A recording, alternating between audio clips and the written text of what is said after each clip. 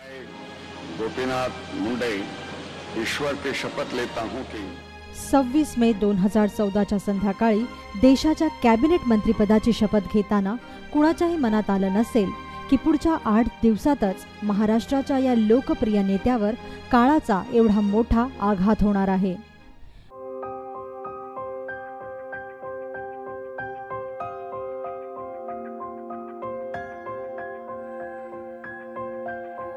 गोपीनाथ पांडुरंग मुंडे, सामान्यातील एक असामान्य नाव। महाराष्ट्राचा खरा लोकनेता आज संपूर्ण महाराष्ट्राला व प्रत्येक मराठी मनाला चटका लावून काळाआड निघून गेलाय। ज्या बीड जिल्ह्यामध्ये आज आपल्या लाडक्या मंत्री साहेबांच्या सत्काराची तयारी सुरू होती, तिथे आता मुंडे साहेबांच्या अंत्यसंस्काराची तयारी होत आहे। संपूर्ण महाराष्ट्र आज शोकाकुल झालाय।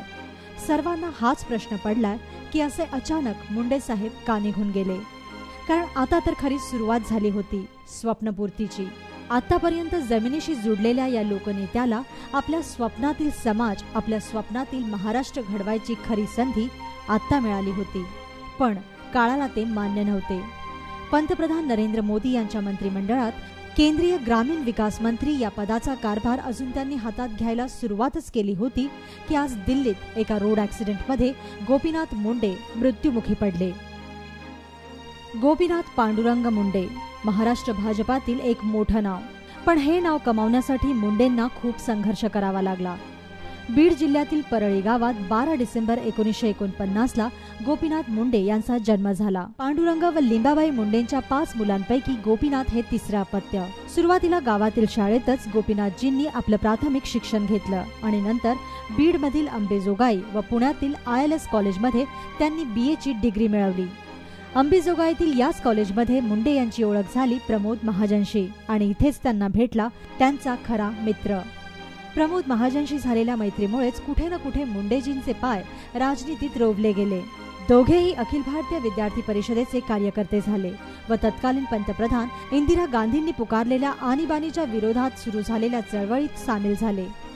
यानंतर प्रमोद महाजनसोबत गोपीनाथ मुंडे भारतीय जनता पार्टीचे सक्रिय कार्यकर्ते झाले। 1971 मधील लोकसभा निवडणुकीत बीड मतदारसंघात गोपीनाथ मुंडे यांनी मदतनीस म्हणून काम पाहिलं। या दरम्यान मुंडेंनी राष्ट्रीय स्वयंसेवक संघातून प्रशिक्षणही घेतलं। याच वेळेस RSS मधील सक्रियता पाहून पक्षश्रेष्ठींनी गोपीनाथ मुंडेंना महाराष्ट्र भाजपा युवा मोर्चाच्या अध्यक्षपदी नियुक्त केलं आणि इथूनच सुरू झालं गोपीनाथ मुंडे व भारतीय जनता पार्टीचं अतूट नातं। 1991 ते 1995च्या दरम्यान मुंडेंनी महाराष्ट्र विधानसभेमध्ये विरोधी पक्षनेत्याच्या रूपात काम पाहिलं, तर शिवसेना भाजपाच्या युती सरकारमध्ये 14 मार्च 1995ला गोपीनाथ मुंडेंनी उपमुख्यमंत्रीपदाची शपथ घेतली।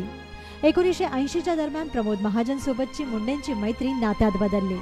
प्रमोद महाजन यांची बहीण प्रज्ञा यांचा विवाह गोपीनाथ मुंडेंशी झाला आणि इथूनच मुंडे महाजन हे एक मोठं कुटुंब झालं। राजकारणात असूनही गोपीनाथ मुंडेंनी कधीही राजकारण केलं नाही, ते नेहमी समाजकारणावरच भर देत गेले। मागासवर्गातील शेतकरी कुटुंबात जन्मलेल्या मुंडेंना शेतकऱ्याच्या व्यथेची जाण होती, म्हणूनच त्यांना या शेतीप्रधान देशातील शेतकऱ्याचा खऱ्या अर्थाने उत्कर्ष करायचा होता। पंतप्रधान नरेंद्र मोदींनी मुंडेच्या या गुणांना हेरूनच त्यांना ग्रामीण विकास आणि कृषी मंत्री पदाची जबाबदारी सोपवली होती, पण दुर्दैवाने काळाला हे मान्य नव्हते। महाराष्ट्रातील शेतकऱ्याचा उत्कर्ष किंबहुना महाराष्ट्राचाच उत्कर्ष हे एक स्वप्न बाळगूनच गोपीनाथ मुंडेंनी आज जगाचा निरोप घेतला। बिंग मराठीकडून या लोकनेत्याला भावपूर्ण श्रद्धांजली।